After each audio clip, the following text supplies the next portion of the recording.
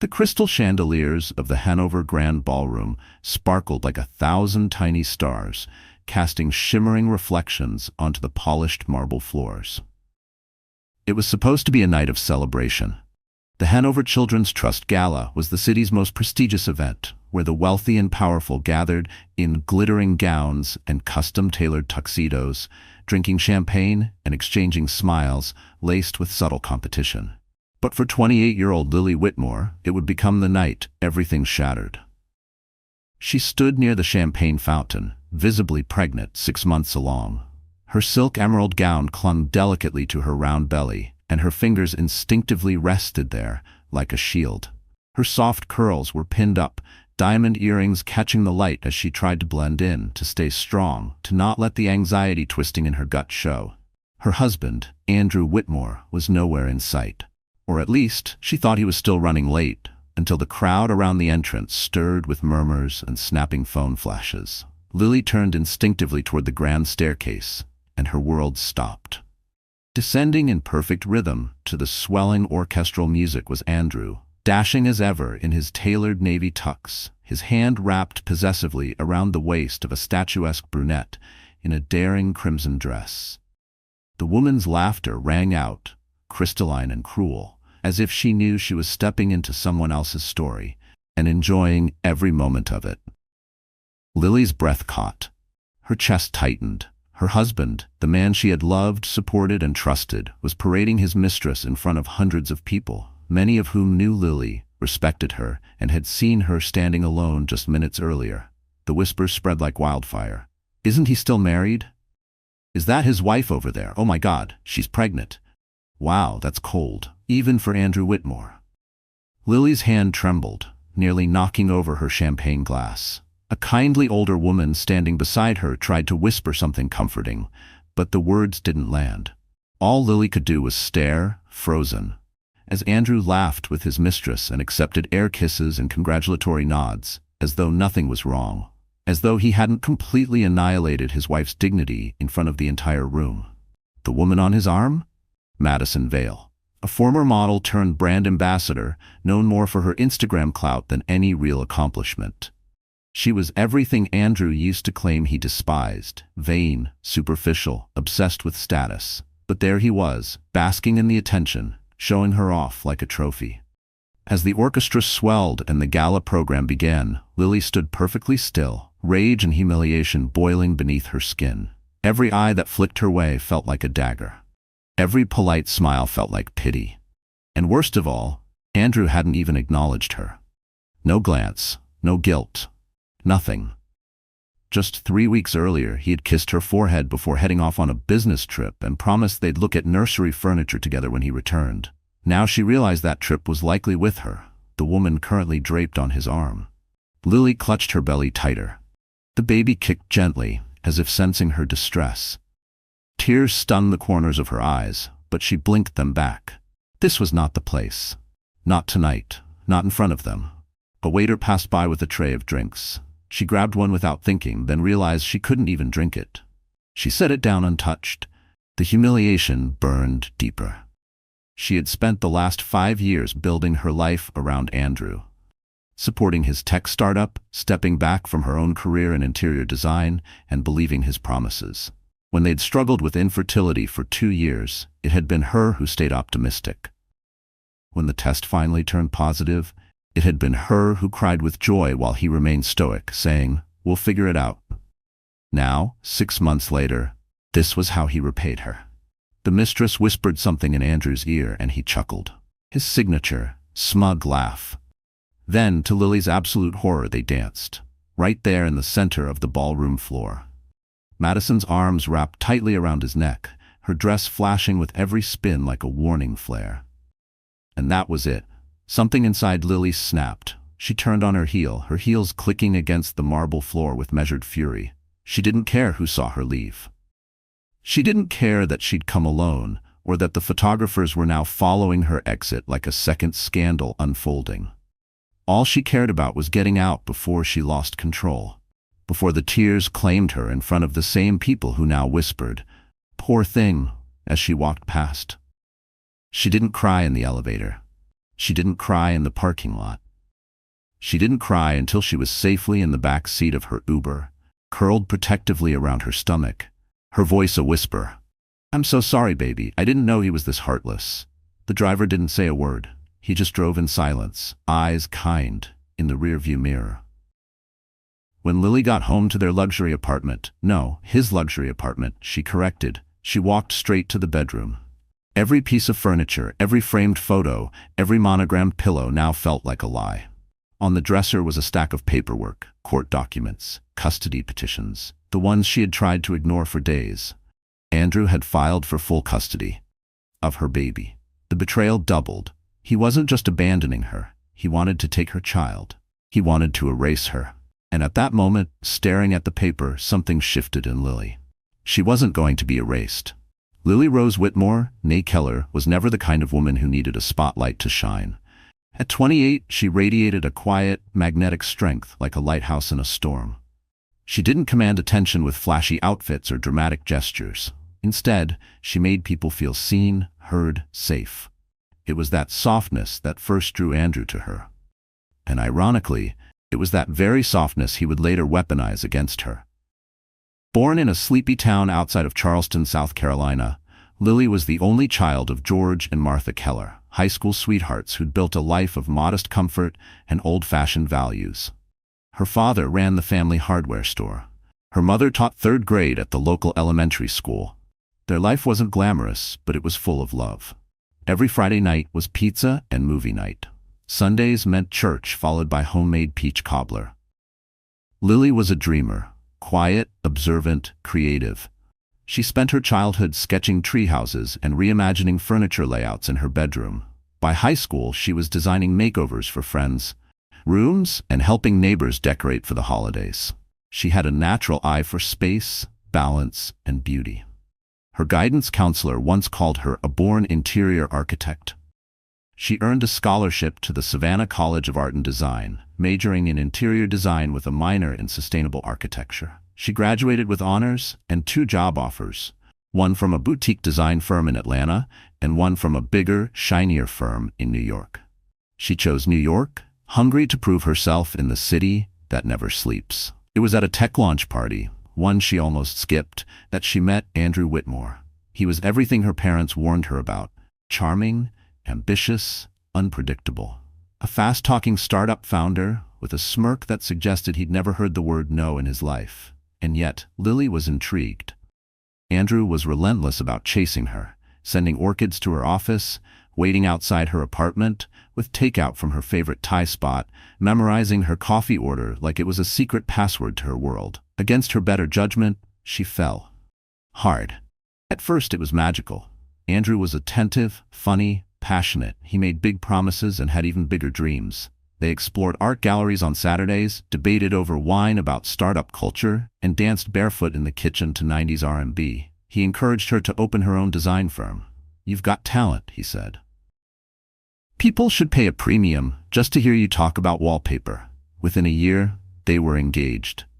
6 months later, they were married in a small vineyard ceremony in Napa. Lily in a simple silk gown, her bouquet made of white peonies and eucalyptus. Andrew cried when she walked down the aisle. She believed every tear. For a while, they were a team. Or so she thought. Lily slowly stepped back from her growing list of clients to support Andrew's startup, which had just entered Series A funding. She began managing their household, attending investor dinners, even helping redesign his office to impress clients. She didn't mind at first. She loved building something together. She loved him. But as Andrew's company grew, his gratitude shrank. The calls became shorter, the dinners colder. He began rolling his eyes when she mentioned design trends. "You really think people care about throw pillows right now?" he once snapped. He stopped inviting her to events, saying things like, "It's mostly tech guys, you'd be bored." Her world shrank to 4 walls and a man who seemed increasingly irritated by her presence. Still, Lily clung to hope. She suggested counseling. He refused. She tried planning romantic getaways. He canceled. And when the positive pregnancy test appeared one quiet Thursday morning, she cried tears of joy, believing this baby would bring them back together. Andrew's reaction was complicated. At first, he smiled, kissed her forehead, said all the right things, but within days he became distant. "We'll figure it out," was his mantra. "Just don't stress me out right now, I've got a funding round coming." Lily said okay, again and again. She read every baby book, went to every appointment, documented every milestone on a private Instagram he never checked. He promised he'd be there for the 20-week ultrasound. He no-showed. Still, she made excuses for him, to her friends, to her parents, even to herself, until the night of the gala. That night didn't just destroy her trust. It destroyed her illusions. The Andrew she saw on that ballroom floor, laughing, dancing, pretending she didn't exist, wasn't the man she married. Maybe he never was. Now back in their apartment, Lily realized something terrifying and empowering. She had no one to lean on but herself. No family in the city, no active career at the moment. A baby due in 3 months. And a husband who was not only emotionally gone, but now legally threatening to take full custody of a child he'd barely acknowledged. What made it worse? He might succeed. Andrew came from money. He had a legal team on retainer. His family was politically connected, and his startup had just closed a massive Series C round. He had influence. He had spin. And Lily? She had a pregnancy pillow and a storage unit full of nursery items she bought herself. That's it. But what Andrew didn't realize, what he had never understood, was that Lily Whitmore wasn't weak. She wasn't some sad, weepy wife who'd go quietly. She might have sacrificed everything for him, but she hadn't lost herself. The woman who once built homes for high-end clients from scratch was still here. The girl who left her small town for the biggest city in the country? Still here. The woman carrying a life inside her? Still standing. And she was done begging for dignity. The Whitmore penthouse was everything the city envied. Towering above Fifth Avenue, it occupied the entire top floor of the Langston residences. A building with its own private elevator, biometric security, and concierge staff who knew how to disappear when necessary. The glass walls provided a panoramic view of Central Park on one side and the glittering Manhattan skyline on the other. Each room had been designed by a European architect whose work appeared in luxury design magazines more often than on actual blueprints. Inside, it was a shrine to power. The living room featured a 9-foot chandelier imported from Austria. The custom Italian marble floors reflected everything like a mirror, making guests feel both important and exposed. A grand piano no one played sat in one corner, purely for image. Sculptures lined the hallway, chosen more for their price tags than meaning. And in the heart of it all was the fireplace, where Andrew liked to conduct business, not in boardrooms, not over conference calls. Here, this wasn't a home. It was a stage. When Lily first moved in after their wedding, she was overwhelmed, not by the luxury but by how cold it felt. No family photos, no keepsakes, no scent of cinnamon or lavender, the smells that used to comfort her back in Charleston. So she tried to soften it. She added fresh flowers every Friday, framed wedding photos, and a cozy reading nook with thrifted books and a vintage armchair. Andrew hated it. "This isn't a bed and breakfast," he scoffed one night, glaring at the blanket she had draped over the couch. "We're not staging comfort, we're building status." That's when Lily realized. She lived in a museum curated by a man obsessed with perception, and she was just another carefully placed exhibit until she became inconvenient. The gala that changed everything had been planned months in advance. Held at the Regal Hanover Hotel, it was the kind of event that attracted Forbes billionaires, media moguls, senators, and old money heiresses who never wore the same gown twice. The ballroom alone could hold 500, but tonight, only the top 200 had made the guest list. Everything gleamed, gold trim along the walls, floating candlelight from candelabras suspended in glass orbs, hand-rolled sushi plated on crystal slabs. Champagne was poured from magnum bottles engraved with the gala's logo. The air smelled like luxury perfume and ambition. And Lily, visibly pregnant, had walked into this world completely alone. Andrew hadn't told her not to come. In fact, he hadn't mentioned the gala at all. She found out from a friend who forwarded her a media alert. Whitmore Tech CEO to announce new global education fund at Hanover Gala. That was her husband's name. That was their baby's future being used as PR. She decided she had every right to be there. Her gown was modest compared to the glittering mesh bodices and thigh-high slits worn by the others, but it was elegant, a rich emerald green silk that hugged her curves without trying too hard. Her hair was swept into a low bun, her makeup soft but defined. She walked in with her chin high, the way her mother had taught her. "You never walk into a room like you're hoping for approval," her mom once said. "You walk in like you belong there." For the first 20 minutes, no one noticed her. Then they did. And then Andrew walked in. With her. Madison Vale, the woman who had posted Instagram stories from Paris the same week Andrew was supposedly in San Francisco for meetings. Madison, whose most recent selfie had tagged a secret rooftop in NYC that looked suspiciously like the private terrace of the Langston penthouse.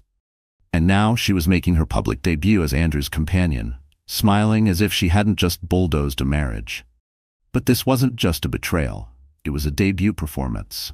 Andrew knew this gala mattered. It was where he schmoozed with venture capitalists, earned credibility with board members, and whispered ideas to the media's favorite columnists. And yet, in the middle of all that, he chose this moment to go public with his affair. Because in this world of gleaming surfaces and polite brutality, perception was more powerful than truth. He wanted people to see Madison, to see Lily watching. And they did. Lily felt it in the glances, the barely muted gasps, the sympathetic smiles that felt more like eulogies. She was being cast aside in real time, and no one said a word. No one except one man. Victor Hammond, an aging venture capitalist with sharp eyes and sharper instincts, approached Lily near the bar. "You always had more backbone than he did," Victor said quietly, sipping his scotch. "He's playing chess with checkers." She blinked, startled. "Excuse me?" Victor smirked. "I've seen this game before. Seen it crash harder than the dot-com bubble. Don't let him erase you, Lily. That's what men like him do. Rebrand their women as phases. Don't be a phase." With that, he walked away. It was the first kind word she'd heard all night. Back at the penthouse, days later, Lily looked around the cold, curated space. She had tried so hard to make this her home, but it never was. It was a set. And now that her role as the adoring wife no longer served the narrative, she'd been written out of the script. But something had shifted inside her. Something that couldn't be reversed. This wasn't her stage anymore. And it never would be again. Andrew Whitmore didn't start off as a villain. At least not in the way villains usually begin. There were no lightning bolts, no dramatic betrayals at the start, just a charming smile, a sharp mind, and a hunger for more. More money, more influence, more admiration. But as his world expanded, so did his sense of entitlement. And somewhere along the way, the man who once kissed Lily's forehead every morning became a stranger who now plotted to take her child. From the outside, Andrew was a textbook success story. A tech prodigy who started coding in his garage, graduated Stanford with offers from Google, and rejected them all to build something of his own. He launched his first company by the age of 25, failed by 26, and rebuilt a newer one by 27, Whitmore Tech. It was sleek, AI-driven, education-focused, and most importantly, profitable. By 30, he was on magazine covers, Forbes, Wired, Fast Company. Words like visionary and disruptor were thrown around like candy at a parade. What the articles didn't mention was how Andrew gradually began shedding the parts of his life that didn't fit his evolving narrative, including his wife, especially his wife. At home, he grew distant, cold, strategic. Lily began to feel less like a partner and more like a liability, an outdated app in a world of endless upgrades. She didn't look the part of a tech mogul's wife anymore, not when she wore flats and minimal makeup, not when she preferred nursery catalogs to fashion lookbooks. Then came Madison Vale. Madison wasn't subtle. That was part of her brand. She was loud, sultry, stunning in a way that made people stare and then pretend they weren't. Her Instagram was a perfectly curated feed of yacht selfies, workout reels, and morning gratitude videos shot in five-star hotel robes. She once described herself as a disruption muse, whatever that meant, and had built a sizable following by dating men like Andrew. She wasn't a surprise. She was a symptom. She met Andrew at a conference in Austin where she moderated a panel on women in emerging tech. She wasn't qualified. She didn't need to be. Andrew liked her fire, or maybe he just liked the way she looked at him like he was already a god. What began as flirtation became something more. DMs that turned into dinners, then weekend trips for investor meetings, And finally, her moving into the penthouse while Lily was still living there. That part, Lily learned later. The betrayal wasn't just physical. It was layered in deception, disrespect, and something far more sinister: calculated replacement. Andrew didn't want to just have an affair. He wanted to rebrand, and Lily was no longer on brand. When she confronted him days after the gala, he didn't deny it. He didn't even apologize. He stood at the kitchen island sipping cold brew from a crystal tumbler and said flatly, "This is better for both of us." She stared at him in disbelief. "Better? You're cheating on your pregnant wife and parading her around town. You humiliated me." Andrew's gaze didn't waver. "It's not personal, Lily. We've outgrown each other. You've gone soft. You want quiet mornings and storybooks. I want legacy, vision, growth." Lily's hands trembled. "We're having a child, Andrew." "I know, and I plan to raise him with stability. I already filed for custody." The words hit her like a punch. He wasn't just discarding her, he was trying to erase her. In his world, a single father and powerful CEO raising a child post-divorce was a great press angle: empowering, noble, manageable. A pregnant wife with tearful interviews and a potential lawsuit? That was messy, dangerous, bad for valuation. That's when Lily realized this wasn't about love. It never was. This was a power move. He had hired a PR firm months ago and a top-tier custody lawyer the same week Lily announced her pregnancy. He'd already planted stories in tech media about his mature separation and desire for active fatherhood. He painted himself as the victim of an amicable but emotionally distant marriage. It was a script, and she was supposed to play her part quietly. Lily refused. Madison, meanwhile, took great joy in her new position. She posted selfies from inside the penthouse, careful never to tag the location, but always recognizable to those who knew. She posted cryptic captions like, "Real love doesn't ask you to shrink, and some things bloom when others wither."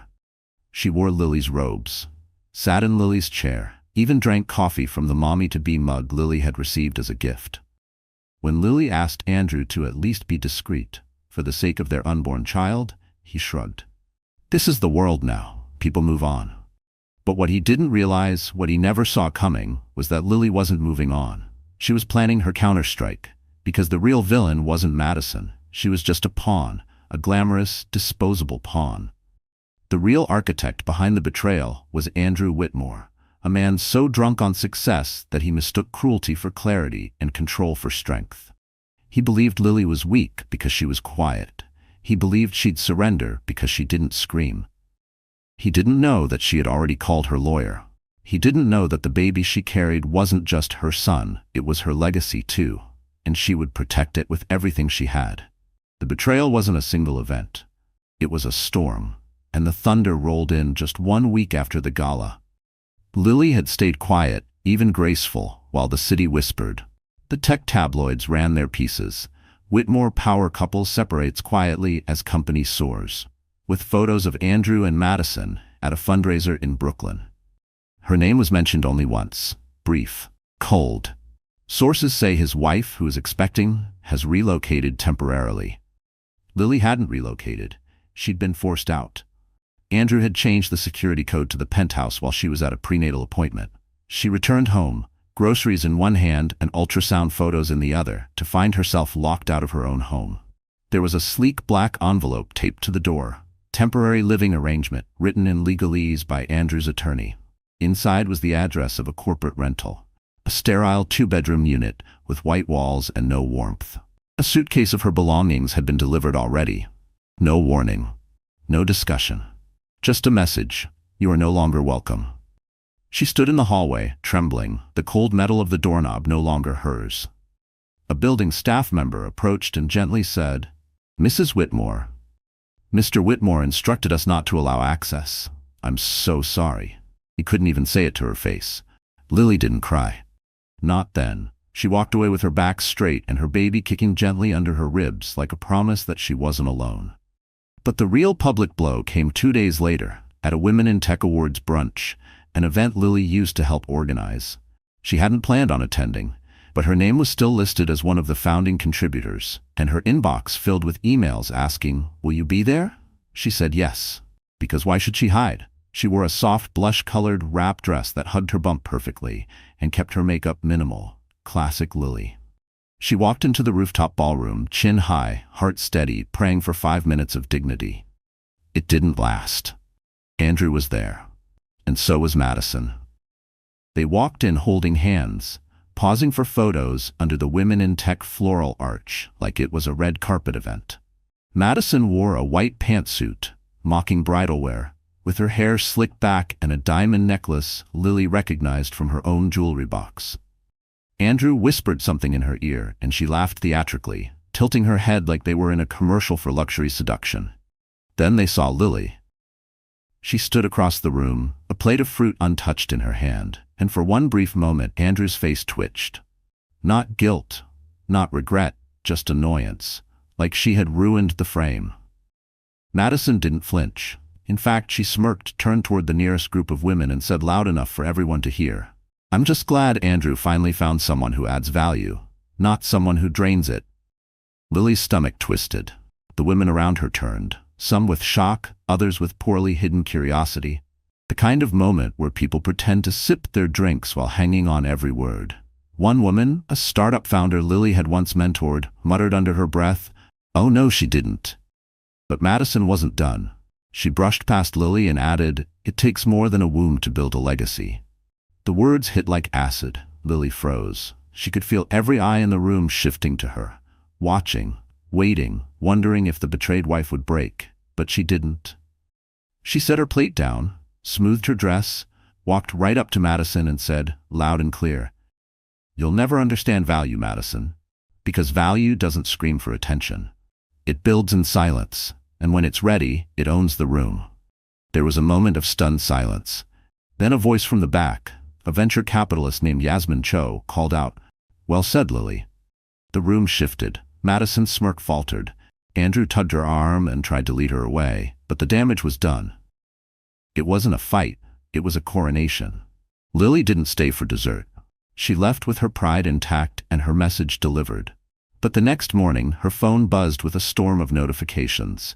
Someone had recorded the moment and posted it on social media. Pregnant ex-wife of Andrew Whitmore claps back at mistress in power move. The clip went viral. People were commenting, reposting, writing threads about Grace under fire and women refusing to be silenced. She didn't ask for attention, but attention came. Even brands started reaching out, asking if she wanted to collaborate. She ignored most of them. But one email stood out. Subject line, "You deserve better. Let's talk." It was from a name she hadn't seen in years. Cassidy Rain, CEO of Rain Interiors, one of the top luxury firms in New York. They'd met once, briefly at a networking mixer. Lily had given Cassidy free feedback on a showroom layout, and Cassidy had said, "Call me when you want to run your own empire." She hadn't called. But maybe now was the time. Because Andrew hadn't just disrespected her, he'd made her visible. And that visibility had turned into fuel. Still, the court petition loomed. He wanted full custody, and he wasn't backing down. The day after the brunch, a manila envelope arrived via courier. Inside, a motion for emergency custody hearing, filed under the premise that Lily was emotionally unstable and unable to provide consistent care. It included screenshots of old texts taken out of context, a doctor's note from his therapist, and even a sworn statement from his assistant claiming Lily once lashed out in the office lobby. He wasn't fighting fair. He wasn't just trying to win. He was trying to destroy her. But what Andrew didn't know was that Lily had started recording everything. And soon, the truth would no longer be whispered. It would be broadcast. In the days following the viral brunch confrontation, Lily found herself in a strange limbo between admiration and agony. Her social media inbox was flooded with messages, some applauding her strength, others begging for interviews, and a few offering brand partnerships she couldn't even begin to understand. Women she didn't know called her brave. Influencers reposted her words over soft music with captions like, "This is what strength looks like." But strength wasn't what Lily felt. In truth, she was unraveling. Her phone rang nonstop. Her lawyer wanted to strategize. Cassidy Rain wanted to meet. Her OBGYN wanted her stress levels monitored. Her parents called every day, worried but powerless from 1,000 miles away. Even the doorman at her new apartment asked with quiet concern, "Are you okay, ma'am?" And still, Lily said yes. "Yes, I'm okay. Yes, I'm strong. Yes, I'm handling it." She was lying. At night, the walls felt too thin. The windows too quiet. She missed the soft creak of their penthouse floor, the rhythmic hum of Andrew's espresso machine, even if he rarely made coffee for her. The silence now felt like punishment. She couldn't sleep, couldn't eat more than a few bites of toast, couldn't look in the mirror without seeing someone she no longer recognized. The custody battle consumed her. It was scheduled just 3 weeks before her due date. 3 weeks. She had expected these final weeks of pregnancy to be peaceful. Baby books, crib assembly, maybe even awkward belly photos she'd treasure later. Instead, her world was full of legal documents, character witnesses, and statements crafted to make her look unfit. Andrew had filed motions so aggressive they bordered on cruelty. He said she was unstable, said she had emotional outbursts that endangered their unborn child. He submitted a photo, taken during a private moment when Lily had broken down crying in her car outside his office, as evidence of her volatility. Her therapist, Dr. Anjali Bhatt, offered to testify on her behalf, but Lily wasn't sure that would be enough. Because when you're a pregnant woman fighting a wealthy man in court, the burden of proof rests solely on your shoulders. You can't just be a good mother, you have to be perfect. One night, Lily collapsed, not literally, but emotionally she fractured. It was 1:27 a.m. The baby had been kicking more than usual, strong, urgent jabs that made her wince. She got up thinking a warm bath might help. But as she ran the water, something shifted, not physically, emotionally. She sat down on the tile floor in her robe and just stared. At the steam, the faucet, the cracked corner of a soap dish, all of it. She stared so long, the water began to overflow. And then she cried. Not soft, camera-friendly tears. Real, raw sobs. Guttural, undefinable, the kind that shatter your ribs on the way out, the kind that leave you breathless and hollowed. She cried for everything she lost, for the nursery she never got to decorate, for the nights she once felt loved, for the father her child would never really have, and for the woman she used to be, soft, trusting, hopeful. When the sobbing finally stopped, Lily sat there, soaked, shivering, arms wrapped around her knees like a child. She didn't move for 2 hours. Eventually, she crawled to her bed and pulled the blanket over her head like armor. She stayed there the next day, ignored calls, skipped meals, missed an appointment. The world kept spinning, and she stood still. At 3:12 p.m., her phone buzzed again. Another message from Cassidy Rain. Lily, I don't want to push, but I think you should come by the office. No pressure. Just a change of energy. I know you're in survival mode, but maybe it's time for strategy. Lily stared at it for a long time. She didn't have energy for strategy. Not today. Not with swollen ankles and an aching back and a heart splintered in 10 directions. But she also didn't want to feel like this tomorrow. So she got up. She took a shower, dressed, brushed her hair for the first time in 3 days, slid on the only pair of maternity jeans that didn't pinch, and she went. Cassidy's office was a lofted dreamscape in Soho. Glass walls, vintage art, and plants thriving in every corner like they'd been kissed by morning sunlight. Cassidy greeted her not with fake sympathy, but with a calm nod. Glad you came. They didn't talk about the baby, or the case, or Andrew. Cassidy talked about business. Your name is circulating, Lily. People respect what you did, what you said. That kind of authenticity, it's rare. I want to help you build something. Lily blinked. Like, what? A brand? Cassidy smiled. Not a brand, a presence, something that's yours, not his, not reactionary, proactive. You've got style, a voice, and now visibility.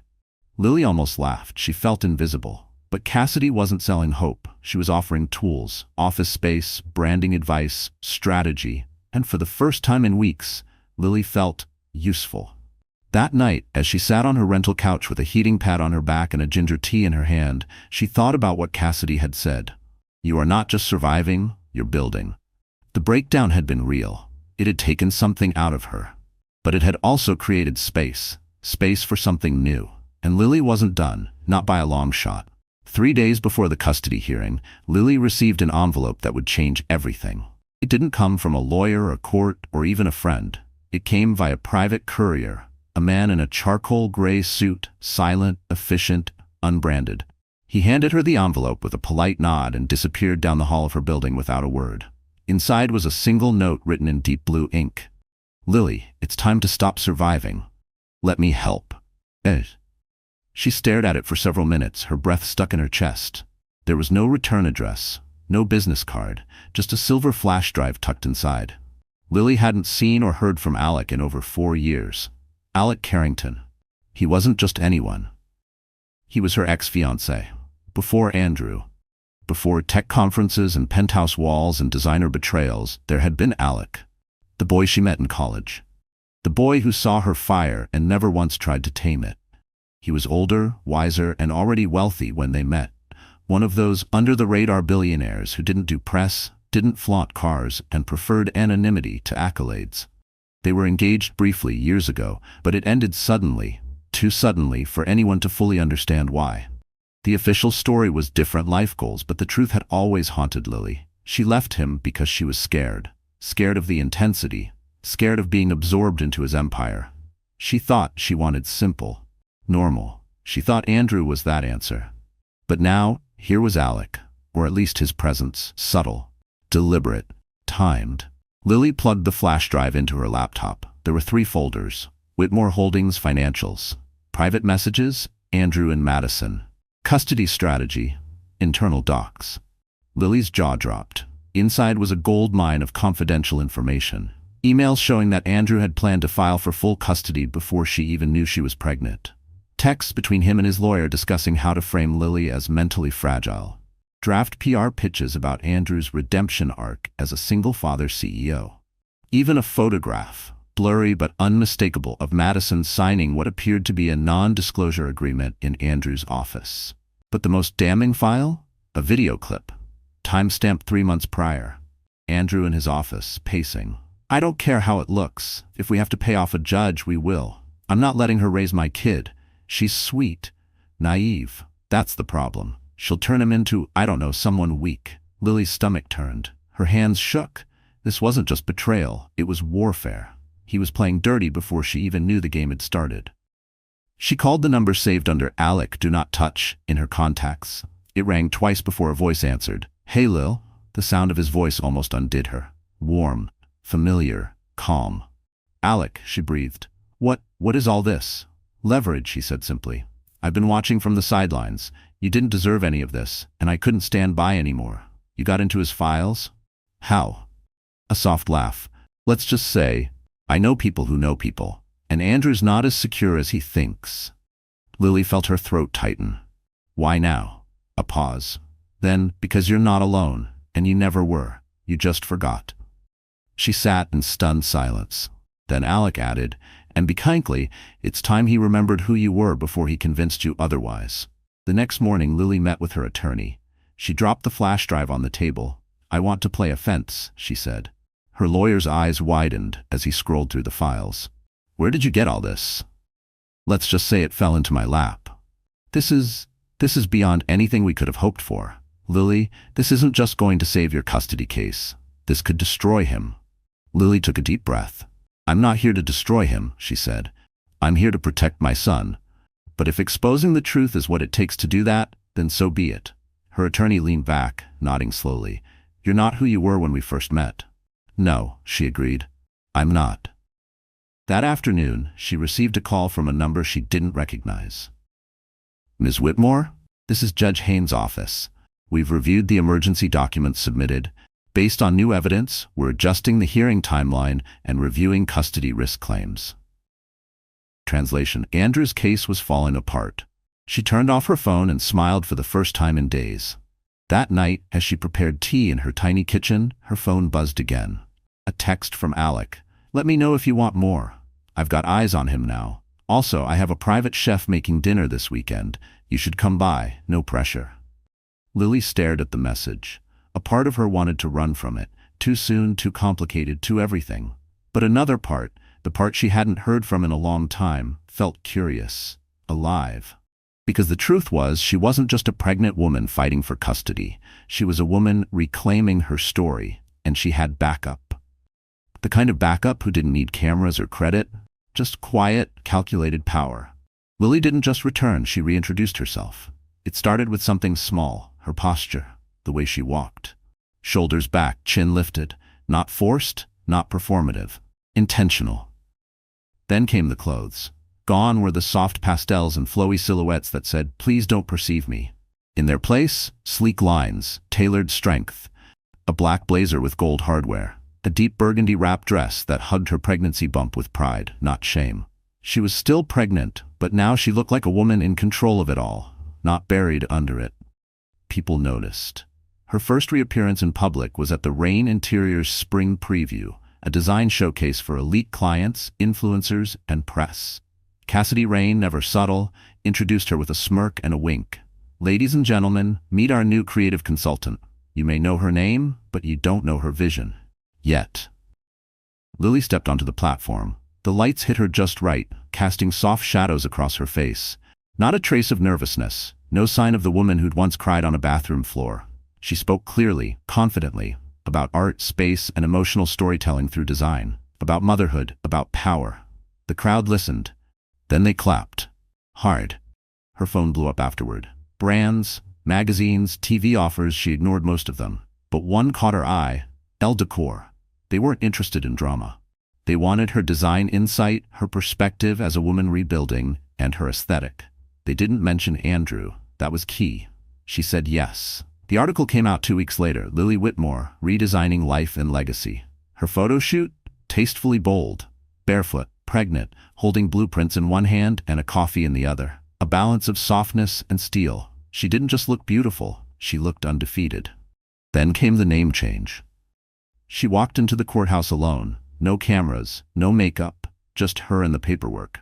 "Are you sure?" the clerk asked gently. "Once processed, it's official." Lily smiled. "I'm sure." Lily Keller, her original name, her real name. She wanted it back. She had taken Andrew's name because it felt like the next step in their story. Now it felt like a brand she didn't sign up to represent. She wasn't a Whitmore. Not anymore.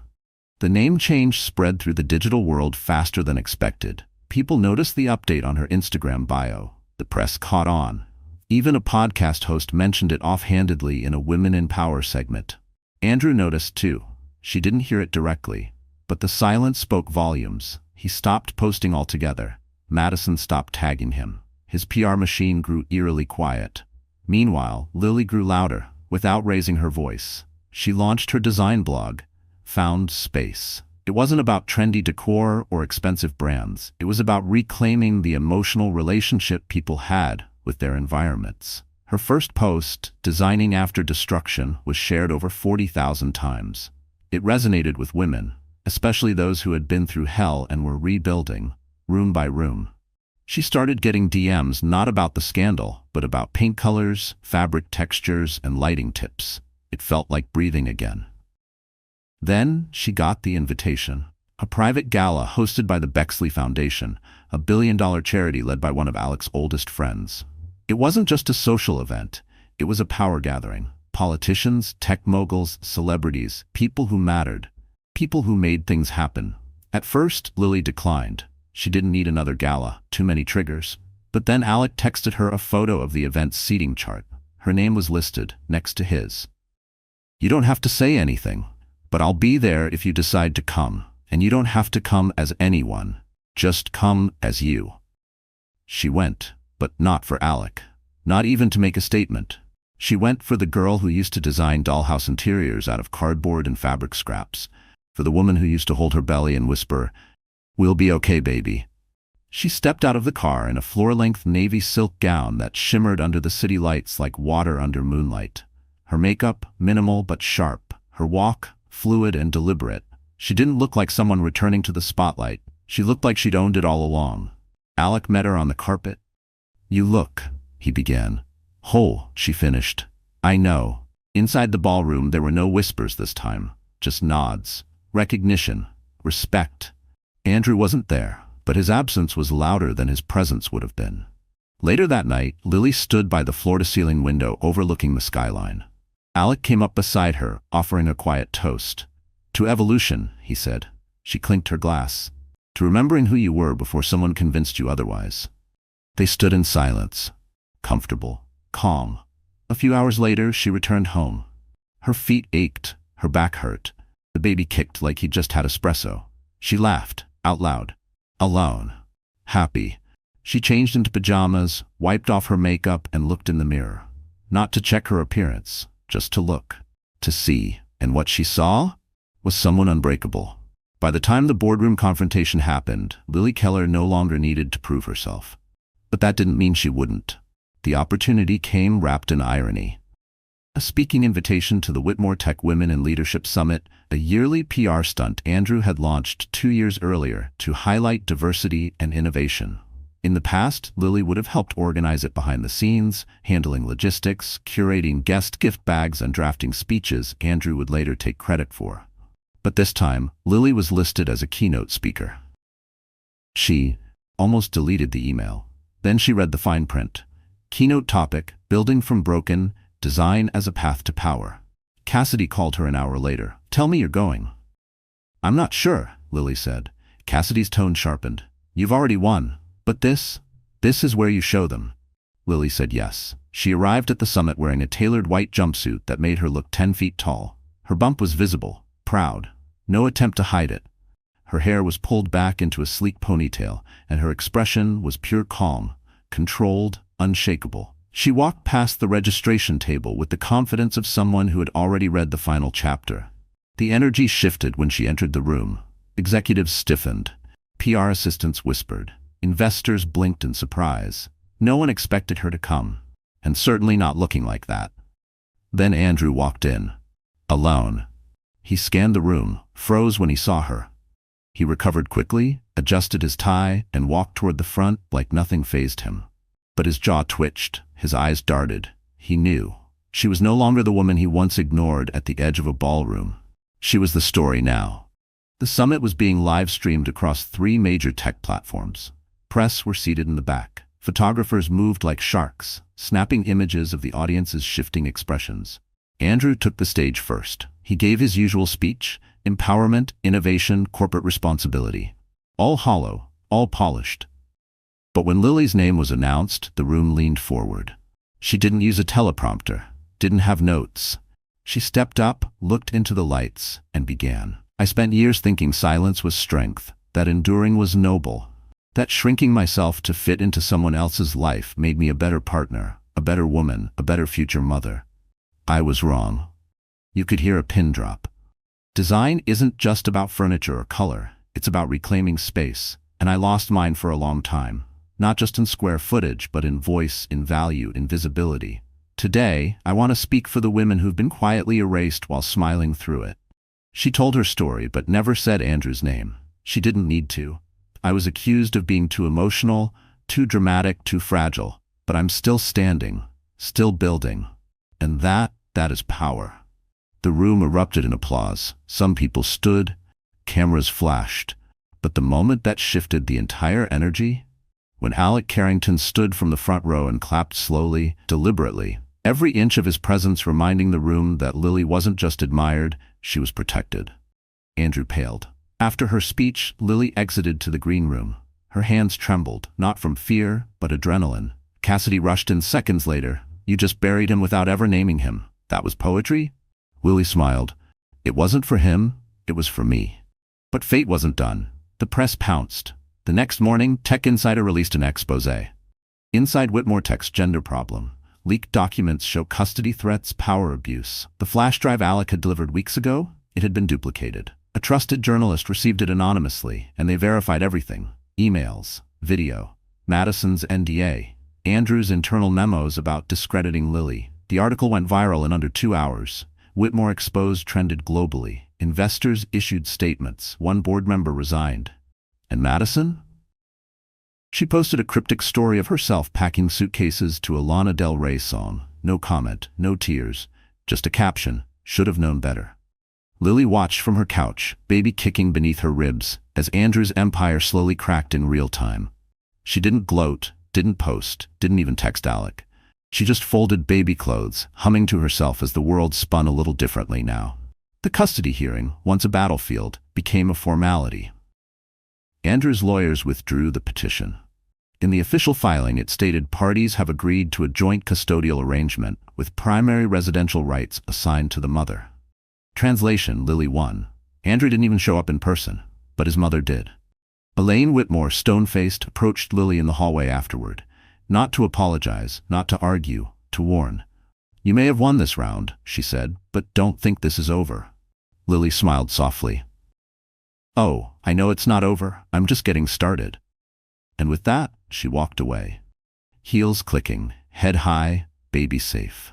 The woman who once begged for love had learned to wield truth instead. And the man who tried to erase her now worked from a home office in silence, babysitting Alex's golden retriever on weekends as part of a mutual friend's ironic little favor. But that's a story for another time. The morning Lily went into labor, the sky was soft gray, misty, as if the city itself was holding its breath.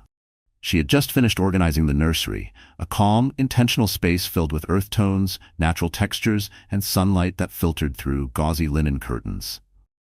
Every detail mattered. The books arranged alphabetically, the bassinet carved by a friend from Charleston, a framed quote on the wall, "Grow through what you go through." The contractions began at 4:11 a.m. By 8:37 p.m., after 16 hours, 3 nurses and 1 very stubborn epidural delay, Lily Keller held her son in her arms. Miles Daniel Keller, 8 pounds, full lungs, fierce gaze. He didn't cry long, just one strong wail, like a battle cry, and then stillness, his tiny fingers wrapping around hers like he already knew she was his entire universe. In that moment, Lily wept. But not from pain, not even from joy, from peace. From the overwhelming realization that she had survived everything designed to break her and built something pure from the ashes. She didn't invite Andrew to the hospital. She sent a photo through the legal parenting app along with a message. He's healthy, born August 15th, we're home now. Details on pediatric appointments to follow. Cold? Maybe, but boundaries weren't cold.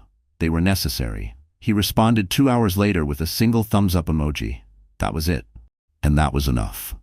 3 weeks later, Lily appeared on her first podcast, not because she needed attention, not because she wanted revenge, because her story no longer belonged to just her. It belonged to every woman who had ever been erased, minimized, silenced, and needed a voice louder than their own to say, "You're not crazy, you're not weak, and you are not alone." She sat across from the host, a soft-spoken therapist named Nina Wallace, who asked gently, "Lily, if you could go back and speak to yourself, pregnant, heartbroken, terrified, what would you say?" Lily paused, then smiled. "I'd say, you're not broken, you're becoming. And the version of you that survives this will be someone you'd be proud to know."